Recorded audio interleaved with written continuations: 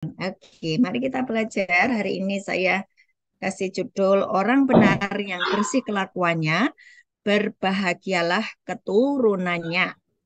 Ya, itu dari Amsal 20 ayat 7. Orang benar yang bersih kelakuannya, dampaknya apa? Keturunannya akan berbahagia. Ya.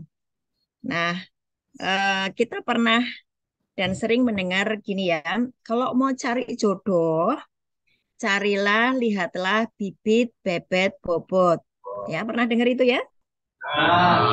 Nah, artinya bahwa sangat penting untuk kita melihat siapa yang akan kita nikahi, siapa yang eh, akan menjadi bersama-sama dengan kita, gitu kan ya. Engkau harus melihat latar belakang dari keluarga tersebut supaya waktu nanti kita menikah itu tidak kecewa karena ternyata begini begitu gitu lah. Intinya seperti itu. Nah, tetapi eh, bagaimana jika kita ini sudah terlanjur yang namanya membuat kelakuan yang tidak bersih, ya kan? Bagaimana, Bu, jika saya sudah terlanjur menciptakan satu cerita yang tidak bagus atas kehidupan saya? Bagaimana dampaknya dengan keluarga saya? Bagaimana dampaknya dengan anak-anak saya, ya, yang sudah berkeluarga, ya? Kalau engkau memiliki catatan buruk tentang kelakuanmu, bagaimana nasib anak-anak saya, nasib dari keturunan saya? Nah, nah, jangan khawatir kalau engkau mengerti kebenaran firman Tuhan. Dengan catatan apa? Mengerti kebenaran firman Tuhan, tidak meremehkan firman. Benar-benar engkau mengerti dan mempelajari setiap ketetapan-ketetapan Tuhan, maka Tuhan bisa mengubah keadaan yang rusak itu untuk dibetulkan, termasuk keturunannya. Yang percaya katakan amin. Halo? Yang percaya katakan amin. Jangan terbiasa ngalamun kalau saya bicara ya. Biasakan tidak ada yang ngantuk dan uh, menyatukan pikiran dengan apa yang saya sampaikan ya. Karena dengan saya menyatukan pikiran, kita akan mendapatkan yang namanya pemahaman dan perubahan paradigma atau cara berpikir sesuai dengan firman tersebut. Nah, ini saya kasih contoh ya, kalau keturunannya di atasnya kawin cerai, maka di bawahnya akan mengalami yang namanya kawin cerai. Kalau keturunan di atasnya tukang judi, maka anak-anaknya, keturunannya juga akan mengalami yang namanya hal yang sama, juga menjadi tukang judi. Kalau di atasnya seorang pembunuh, ya, eh, maka ada saja di dalam garis keturunannya itu yang tiba-tiba mati muda karena dibunuh. Karena apa? Kutuk itu mengena kepada 3-4 generasi di bawahnya. Ya, sampai sini paham ya? Jadi dampak dari apapun yang kita lakukan yang melanggar firman akan berakibat buruk terhadap keturunan kita. Saya ulang, dampak dari apapun yang kita lakukan yang melanggar firman akan berakibat buruk kepada keturunan kita. Itu yang disebut dengan kutuk. Kutuk terjadi karena ketidaktaatan akan firman dan itu pengaruhnya pada generasi di bawahnya, pada anak keturunan kita. Sekali lagi, bagaimana jika kita sudah terlanjur mengotori darah kita dengan dosa yang mengakibatkan kutuk, maka tidak ada cara lain selain engkau harus dilahirkan kembali. Harus apa? Kembali. Oke, harus dilahirkan kembali. Ini satu pelajaran yang mungkin saya terus ulang-ulang, saya terus ulang-ulang, saya terus ulang-ulang, supaya itu menjadi patokan di dalam pola pikirmu yang sudah terlanjur dicetak oleh pola pikir dunia. Ya, engkau harus yang namanya dilahirkan kembali. 1 Korintus 15 ayat 20, ya, terutama buat teman-teman yang mau keluar ayat ini kau pegang ya, bahwa engkau kalau sudah di dalam Kristus, ya, 1 Korintus 15 ayat 20, saya bacakan ya, tetapi yang benar ialah bahwa Kristus telah dibangkitkan dari antara orang mati sebagai yang sulung dari orang-orang yang telah meninggal. Sama sebab ayat 21, sebab sama seperti maut datang karena satu orang manusia, demikian juga kebangkitan orang mati karena satu orang manusia. 22, karena sama seperti semua orang mati dalam persekutuan Adam, demikian pula semua orang akan dihidupkan kembali di dalam persekutuan dengan Kristus. Jadi perhatikan bahwa dampak dari dosa Adam dan Hawa maka mengakibatkan seluruh keturunan Adam dan Hawa termasuk kita semua mengalami yang namanya kematian atau kutuk akibat dosa, yaitu terpisah dengan Bapa di surga. Ya, oleh karena itu Bapa mengirimkan Yesus Kristus untuk mengembalikan hubungan kita dengan Tuhan. Ya. Jadi artinya bahwa ayat 22 perhatikan, karena sama seperti semua orang mati dalam persekutuan dengan Adam, demikian pula semua orang akan dihidupkan kembali di dalam persekutuan dengan Kristus. Jadi, sungguh-sungguh kalian dan kita semuanya butuh Kristus. Ya, butuh Kristus untuk apa? Dihidupkan kembali. Untuk menjadi manusia baru, dihidupkan kembali. Karena bagaimanapun yang namanya dosa membuat engkau mati. Mati di dalam hal apa? Segala aspek dalam kehidupanmu mengalami kematian. Keluarga berantakan, ekonomimu hancur, terus kemudian kesehatanmu merosot, hubunganmu dengan banyak orang terputus, itu disebut dengan kematian. Dampak dari dosa. Ya, jadi engkau membutuhkan yang namanya ketemu dengan Kristus. Bagaimana saya ketemu dengan Kristus? Lewat firman yang setiap hari engkau baca dan engkau izinkan untuk mencetak pola pikirmu. Saya ulang, bagaimana saya bertemu dengan Kristus? Bagaimana saya ketemu dengan Yesus? Sementara Yesus itu ada di surga, saya ada di bumi. Bagaimana saya ketemu Kristus? Saya nggak punya karunia penglihatan, saya nggak bisa mendengar suara Tuhan. Kalian kan punya alasan 1001 alasan ya, ya. Nah, sebetulnya caranya adalah menyatukan pikiran kita dengan setiap firman yang tertulis di dalam Alkitab.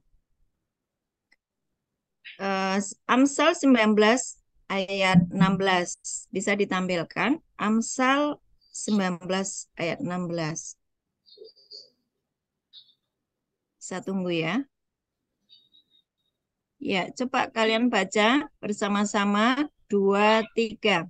Siapa berpegang pada perintah memelihara nyawanya, tetapi siapa menghina firman akan mati. Jadi bukan Bu Ana yang ngomong dan mengada-ada ya. Tapi Amsal 19 ayat 16, kalau engkau meremehkan firman, engkau akan apa? Mati. Saya masih hidup, Bu. Saya masih segar, saya masih kuat. Ya, secara fisik kamu masih hidup, tetapi ketika engkau meremehkan setiap firman Tuhan dalam firman-Nya di dalam Alkitab, maka engkau akan mengalami yang disebut kematian rohani, yaitu terpisahnya engkau dengan Bapa di surga. Nah, tetap saya akan terus mengingatkan kita semuanya, terutama kalian semua yang ada di ujung bumi ya. Firman Tuhan itu adalah Allah sendiri. Jadi engkau bisa ketemu Tuhan lewat setiap firman yang kau baca, yang engkau dengar dari seorang hamba Tuhan yang sedang menyampaikan firman. Sekali lagi, siapa yang berpegang pada perintah memelihara nyawanya, tetapi siapa yang menghina firman akan mati. Menghina firman artinya menganggap firman tidak penting. Menghina firman artinya Tuhan sudah ngomong, nak ini penting, lakukan, kerjakan. Kita berdalih berkata, susah Tuhan, aku kan bukan malaikat, aku kan bukan Yesus. Susah mengerjakan firman-Mu. Engkau berkata dan berdalih dengan banyak alasan untuk menentang firman. Nah, itulah kondisi di mana orang-orang yang meremehkan firman atau menganggap tidak penting apa yang dikatakan Tuhan penting. Amin, Bu. Dari apa yang saya sampaikan, betapa pentingnya engkau setiap hari harus membaca firman, mengucapkan firman, merenungkan firman. Pikiranmu jangan kosong, pikiranmu jangan kemana-mana, pikiranmu isinya firman. Amin, Bu. Ya. Nah, ini tadi kembali kepada tema hari ini, bahwa orang yang benar kelakuannya, bersih kelakuannya, perbaikilah keturunannya. Bagaimana saya menjadi orang benar, kan begitu? Saya ini seorang yang jahat, saya ini seorang pecundang, saya ini seorang penipu, saya seorang pendusta. Bagaimana saya menjadi orang benar? Firman Tuhan di Yohanes 15 ayat 2, kamu memang sudah bersih oleh karena firman yang aku sampaikan kepadamu. Jadi firman itu membersihkan. Coba buka dulu. Poin-poin ayat-ayat yang penting yang saya sampaikan tolong dicatat ya. Dan itu jadikan patokan dalam hidupmu. Yohanes 15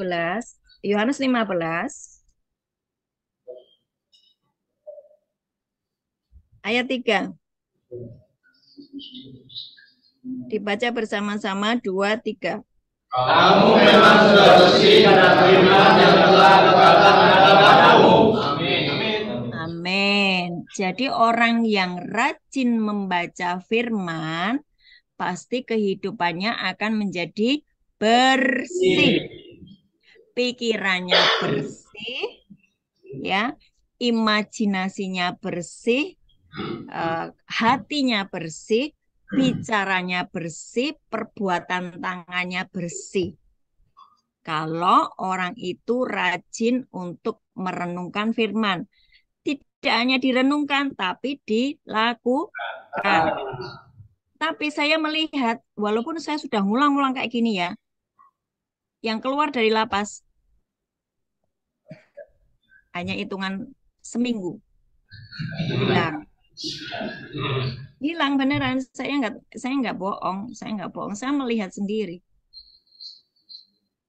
Ya cuman hanya pasang status, tapi saya lihat juga kehidupannya, caranya memasang status itu berisi tentang kepahitan hatinya, tentang kekecewaan hatinya, tentang dia sendiri sebetulnya sedang tidak mengalami Tuhan nyata dalam kehidupannya. Jadi saya serius ya dengan teman-teman yang di lapas ya. Kejar terus, pelajari bagaimana saya terhubung dengan Tuhan. Karena Tuhan itu sudah ngomong, sudah berkata di dalam doa Bapa kami, jadilah kehendak-Mu di bumi seperti di surga. Di bumi seperti di surga. Jadi sebetulnya kalau engkau terhubung dengan kerajaan surga, hidupmu sudah seperti di surga. Amin, Bu. Tapi kenapa banyak orang tidak mengalami? Meremehkan firman. Coba diingat-ingat apa yang saya sampaikan ya, diulang-ulang. Di Amsal 19 ayat 16 tadi, siapa menghina firman, siapa meremehkan firman akan mati. Nah, ada begitu banyak anak Tuhan, ya, dia mengerti firman, dia bahkan pelayanan. Ya. Pada kenyataannya, mereka akhirnya juga menjadi orang-orang yang melayani hanya karena rutinitas, hanya karena kewajiban. Nah, ini teman-teman yang baru nanti akan melayani ya, karena ada yang mau pulang, terus digantikan dengan teman-teman yang baru untuk melayani. Pastikan bahwa mimbar tidak dikotori dengan kenajisanmu. Mimbar di mana firman Tuhan disampaikan, jangan kau kotori dengan kenajisanmu. Maksudnya bagaimana? Engkau pelayanan, tetapi dosa jalan terus. Itu pelayananmu hangus, tidak ada upah, dan Tuhan tidak berkenan. Jadi pastikan bahwa mimbar di tempat engkau melayani tetap kudus, ya. Pesan saya supaya apa? Supaya waktu kalian nyembah, waktu kalian nyanyi, waktu kalian belajar firman, benar-benar Tuhan hadir. Dan waktu Tuhan hadir, pasti Tuhan akan mengubahkan hidupmu, memberkatimu. Pasti itu. Ya, pastikan bahwa Tuhan hadir, jangan pelayanan ngasal-ngasal. Nah, banyak orang sudah pelayanan tapi hidupnya hancur, hidupnya berantakan, terjadi perceraian, ekonominya hancur, kesehatannya merosot, tetapi tetap saja meremehkan firman. Ya toh? Makanya firman-firman yang bicara tentang berkat, tentang pemulihan, itu meskipun dia deklarasikan, dia tidak ngalami. Karena sebetulnya dia cuman kepengen berkatnya saja, tapi tidak mau hidupnya diselaraskan dengan firman. Contoh, Tuhan menganggap mengampuni itu penting, tapi ada begitu banyak orang yang masih menyimpan kepahitan, masih menyimpan yang namanya kemarahan. Tuhan berkata, menjagai api Roh Kudus di dalam dirimu itu penting. Jangan malas berdoa, jangan malas nyembah. Tapi kita ini berdoa dan nyembah itu tergantung mood. Betul nggak? Kalau saya lagi mood, saya berdoa. Kalau saya lagi mood, saya baca firman. Itu nggak bisa seperti itu. Karena hubungan dengan Tuhan itu seperti engkau bernafas. Engkau selesai bernafas, hubungan dengan atas itu terputus, ya. Jadi yang kedua tadi bahwa bagaimana jika saya sudah terlanjur hidup tidak benar, bagaimana dengan keturunan saya tadi, ya kan? Pertama adalah engkau harus dilahirkan kembali. Saya pernah toh sudah ngajari yang namanya dilahirkan kembali ya. 2 Korintus 5 ayat 17. 2 Korintus 5 ayat 17. Coba dibaca bersama-sama. 2, 3. Jadi siapa yang ada di dalam Kristus, ia adalah ciptaan baru. Yang lama sudah berlalu, sesungguhnya yang baru sudah datang. Nah, kalau hidup kita ini mau dibersihkan setiap hari dengan firman, kita bersih. Tidak punya yang namanya masa lalu. Hanya punya yang namanya hari ini dan masa depan. Tapi jaga hidup kita ini setiap hari sesuai dengan firman. Nah, sekarang gini, dibilangkan gini ya, siapa yang ada di dalam Kristus, ia adalah ciptaan yang baru. Yang lama sudah berlalu, sesungguhnya yang baru sudah datang. Yang baru itu apanya? Saya kalau menjadi manusia baru, ya wajah saya ya seperti hari ini, tetap tubuh saya seperti ini, tapi saya punya cara berpikir yang baru. Punya apa? Cara berpikir yang baru, punya paradigma yang baru, punya mindset yang baru. Manusianya tetap sama, bentuk fisiknya tetap sama, tetapi cara berpikirnya baru. Ya, coba sekarang kita buka di Efesus 4 ayat 17 sampai 32, nanti dipelajari sendiri ya. Ini tentang manusia baru. Ada poin yang sangat penting yang saya akan sampaikan. Saya harap menjadi perenunganmu. Efesus 4 ayat 17 sampai dengan 32. Itu judulnya manusia baru. Ya. Tidak usah dibaca semuanya. Coba perhatikan dari ayat 23 baca sampai dengan ayat 30. 23 sampai dengan 30. Baca bersama-sama 23. Supaya kamu diperbarui di dalam roh dan pikiranmu, dan mengenakan manusia baru yang telah diciptakan menurut kehendak Allah dalam kebenaran dan kekudusan yang sesungguhnya. Karena itu buanglah dusta dan berkatalah benar seorang kepada yang lain, karena kita adalah sesama anggota. Apabila kamu menjadi benar, janganlah kamu berbuat dosa. Janganlah matahari terbenam sebelum pada amarahmu, dan janganlah beri kesempatan pada iblis, orang yang curi. Jangan dia curi lagi, tetapi baiklah ia bekerja keras dan melakukan pekerjaan yang baik dengan tangannya sendiri, supaya ia dapat membagikan sesuatu kepada orang yang kekurangan. Janganlah berkata kotor dari mulutmu, tetapi pakailah perkataan yang baik untuk membangun iman penuh, supaya mereka yang mendengarkan beroleh kasih karunia-Nya. Dan janganlah kamu menggunakan Roh Kudus Allah yang telah menaikkanmu dalam kali penyelamatan. 31. Segala kekaitan, kegelapan, kemarahan, pertikaian, dan fitnah hendaklah dibuang dari antara kamu. Demikian pula segala kejahatan. 32. Tetapi hendaklah kamu ramah seorang terhadap yang lain, penuh kasih mesra dan saling mengampuni, sebagaimana Allah di dalam Kristus telah mengampuni kamu. Nah, perhatikan. Ayat-ayat ini Tuhan menganggap itu penting. Jadi engkau harus mengerjakannya. Tapi seberapa banyak anak-anak Tuhan menganggap hal-hal ini itu tidak penting. Betul nggak? Engkau tetap saja marah, engkau tetap saja memaki-maki. Padahal Tuhan itu sudah bilang, nek kamu marah, anakku, janganlah kamu berbuat dosa. Jangan matahari terbenam sebelum padam amarahmu. Itu kan perintah. Jadi kalau engkau marah, memang kita ini ada saatnya memang mungkin karena gesekan kita atau ada sesuatu yang menyakitkan kita, yang membuat kita tidak sreg, itu kita bisa marah. Tapi jangan sampai lebih dari 5 menit. Ya, segera beresi. Sebab kalau kamu nggak beresi sampai matahari terbenam, itu membuat iblis mengambil alih atas hidupmu. Jangan beri kesempatan kepada iblis. Tadi kan ayat 27 berkata begitu. Coba dibuka di ayat 27. Jangan beri kesempatan kepada iblis.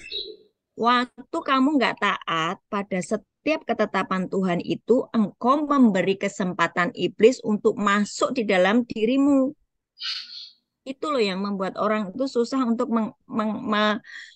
menerima yang namanya penyediaan yang dari Tuhan. Itu yang membuat orang itu tidak bisa mengalami surga menyentuh bumi. Itu yang membuat orang tidak bisa mengalami kasih Bapa, tidak bisa mengalami penyediaan Tuhan yang memang dari kita semua itu sudah dikasih porsi berkat. Tapi kok nggak bisa nerima. Karena apa? Tuhan ngomong, selesaikan marahmu sebelum matahari terbenam. Itu penting. Itu penting. Tapi kalian menganggap itu tidak penting. Iblis ambil alih atas hidupmu, masuk, dan di saat itulah engkau sedang mendukakan Roh Kudus. Paham ya sampai di sini ya? Kapan kita mendukakan Roh Kudus? Kapan kita mendukakan Roh Kudus? Saat kita tidak memperhatikan firman sesuai dengan Amsal 19 tadi, engkau meremehkan firman, maka engkau akan mati. Kenapa mati? Karena iblis engkau beri kesempatan untuk masuk di dalam hidupmu. Waktu iblis kau beri masuk di dalam hidupmu, Roh Kudus undur karena engkau mendukakan Roh Kudus. Sementara Roh Kudus itu adalah aksesmu dengan Bapa di surga. Sampai sini paham ya? Jadi mulai hari ini jangan ada yang namanya meremehkan firman. Tadi dibilang bahwa engkau harus menjadi manusia yang baru. Engkau di dalam Kristus itu engkau menjadi manusia baru. Yang baru apa? Cara berpikirnya. Yang baru apa? Cara berpikirnya. Waktu cara berpikirnya diubah sesuai dengan firman Tuhan, maka benar-benar orang itu menjadi baru. Coba perhatikan ayat 28. Perhatikan ayat 28. Boleh ditampilkan ayat 28. Efesus 4 ayat 28. Baca bersama-sama. 2, 3. Orang yang mencuri janganlah yang mencuri lagi, tetapi baiklah ia bekerja keras dan melakukan pekerjaan yang baik dengan tangannya sendiri, supaya ia dapat membagikan sesuatu kepada orang yang dia bermanfaat. Terjadi perubahan dalam hidupnya, betul nggak? Ya kan? Ya. Tadinya dia mencuri, tapi karena paradigma dan cara berpikirnya sudah diubah menjadi manusia yang baru, dia tidak lagi mencuri, tapi dia bekerja keras, bahkan dia bisa menolong orang lain. Karena dia bekerja keras, dia mendapatkan upah, dia mendapatkan hasil, dan apa yang dia dapatkan itu bisa menolong orang lain. Itulah yang disebut akibat dari perubahan paradigma yang diselaraskan dengan firman. Jangan berpikir begini, Bu, apa ada ya Bu yang mau memberikan aku pekerjaan karena aku ini ex narapidana Nusa Kambangan pula. Pikiranmu kudu dirubah dan dirombak. Itu pikiran yang dimunculkan oleh yang menuduhmu, yang mengintimidasimu. Mana ada orang bekas narapidana memberikan pekerjaan kepadamu. Itu cara berpikir yang dari dunia. Itu cara berpikir yang didengungkan oleh iblis atas hidupmu. Bagaimana supaya saya mendapatkan pemulihan? Saya harus mendengar Tuhan berkata apa. Tuhan berkata apa? Kalau kamu di dalam Kristus, kamu manusia baru. Yang lama udah dihapus, yang lama sudah diampuni. Nah, kalau kamu dulu pencuri, jangan nyuri lagi. Engkau harus kerja keras dan engkau akan bisa menolong banyak orang. Bagaimana kamu mendapatkan berkat untuk bekerja? Itu loh, jangan mendukakan Roh Kudus. Roh Kudus itu adalah hartamu. Supaya engkau terkoneksi dengan Bapa di surga, terkoneksi dengan kerajaan surga yang siap memberkatimu. Sampai di sini paham? Paham ya? Yang paham angkat tangan. Yang paham angkat tangan. Harap ini poin-poin penting ini dipahami dengan sungguh-sungguh supaya apa? Kerinduan saya adalah benar-benar engkau keluar dari lapas, engkau terkoneksi dengan Tuhan dan hidupmu berubah, hidupmu dibedakan oleh Tuhan sendiri sebab engkau ngerti yang namanya terkoneksi dengan Tuhan. Jadi sekali lagi yang berubah adalah cara berpikirnya. Ya, dan tadi dibilang di Amsal 20 ayat 7, orang benar yang bersih kelakuannya, berbahagialah keturunannya. Karena apabila kita ini melakukan hal yang bersih, kelakuan kita bersih, tidak hanya hidup kita sendiri yang akan beruntung dan diberkati, tetapi berdampak pada anak cucu kita. Ya, kita buka di Mazmur 128.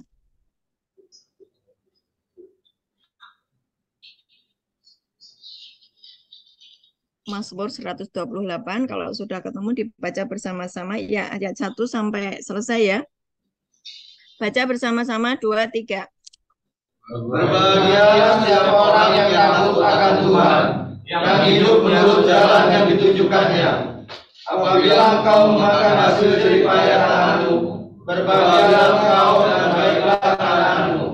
Istrimu akan menjadi seperti pohon anggur yang subur di dalam rumahmu, anak-anakmu seperti tunas pohon zaitun sekeliling mejamu. Sesungguhnya demikianlah akan diberkati orang laki-laki yang takut akan Tuhan. Kiranya Tuhan memberkati engkau dari Sion, supaya engkau melihat kebahagiaan di Salem seumur hidupmu, dan melihat anak-anak dari anak-anakmu damai sejahtera atas Israel. Amin. Amin. Saya menginginkan kalian semuanya takut akan Tuhan. Itu aja. Modalmu itu takut akan Tuhan. Takut akan Tuhan itu bagaimana sih? Tidak meremehkan firman. Saya kasih contoh ya, hidup saya. Setiap hari saya tidak pernah lepas dari firman. Sehingga kapanpun orang menginginkan saya untuk menyuruh saya untuk menyampaikan firman, saya siap menyampaikan firman. Karena apa? Hidup saya tidak pernah lepas dari firman. Saya mengucapkan firman, pikiran saya isinya firman, kelakuan saya seperti firman. Itulah yang membuat kehidupan saya benar-benar menyentuh surga, menarik surga itu turun ke bumi. Sehingga ketika ada orang yang sudah hancur hidupnya oleh karena pertengkaran di dalam keluarga, ketika dia ketemu dengan saya, mereka dipulihkan. Karena apa? Saya membawa yang namanya surga itu turun ke dalam diri saya. Bagaimana caranya? Mengizinkan tubuh kita menjadi bait Allah. Tidak memberikan kesempatan kepada iblis, tidak mendukakan Roh Kudus. Terus belajar firman Tuhan, terus mencetak paradigma saya yang salah yang sudah dicetak oleh dunia, dirubah paradigmanya sesuai firman Tuhan. Maka kehidupan saya, kehidupan orang-orang yang selaras dengan firman, yang memperhatikan firman, kehidupannya akan seperti Mazmur 128. Berkat atas rumah tangganya bahagia, anak-anaknya bahagia, istrinya sehat, suaminya sehat, diberkati, dan keluarga itu menjadi berkat buat banyak orang. Ya, nah ini sebetulnya poin-poin yang sederhana, tetapi saya melihat ada begitu banyak orang tidak bisa mengerjakannya. Karena apa? Hatinya terlalu sombong dan keras untuk mengerjakan firman Tuhan. Mereka memiliki yang namanya kebenaran diri sendiri. Loh, aku sudah gini, aku sudah gini, aku sudah gini. Merasa sudah benar. Jadi hari ini, kalau engkau membaca firman Tuhan dan engkau ditegur, you mesti nangis di hadapan Tuhan. Tuhan, ampuni aku. Remukan aku, hancurkan aku. Aku mau seperti yang kau mau. Aku mau hidup seperti yang kau mau. Ya.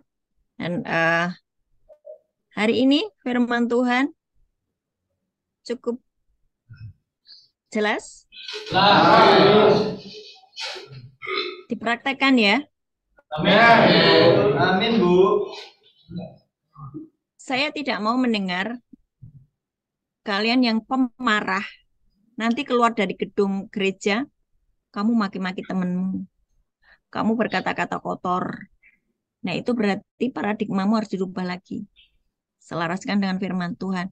Jangan menganggap remeh firman. Firman lakukan. Yang mencuri, jangan mencuri lagi. Yang dulu seks bebas, jangan seks bebas lagi. Yang dulu narkoba, jangan narkoba lagi. Hiduplah benar. Pakai firman untuk membersihkan hidupmu. Dan kamu bisa menarik surga itu turun ke dalam hidupmu. Dan kau akan menjadi berkat buat banyak orang. Itulah yang namanya terjadi manusia baru.